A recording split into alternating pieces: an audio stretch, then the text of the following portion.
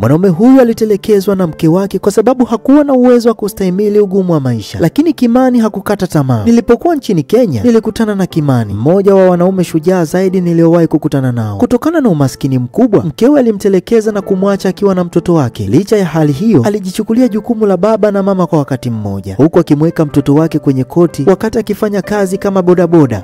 Ni hadithi ya kusikitisha kweli. Nilipokutana na Kimani, alikuwa akilia sana na nilijua tu ninapaswa kufanya jambo kwa ajili yake. Tuliweza kusambaza kisa chake kupitia Afrimax na huwezi kuamini kilichotokea baadaye. Watu kutoka pande zote za dunia waliguswa na hadithi ya Kimani, wakachangia kwa ukarimu na kumsaidia Kimani kuanza sura mpya katika maisha yake. Sasa ni mmiliki wa biashara yake mwenyewe, mmiliki wa ardhi na mfano wa uvumilivu na upendo wa kweli. Kimani hana machungu tena. Upendo wake kwa mkewe bado upo pale pale na anatamani kuungana tena na familia yake. Amemsamehe mke wake na ana ndoto za maisha bora kwa mtoto wao. Hadithi ya Kimani inatufundisha sote kuhusu nguvu ya uvumilivu na msamaha.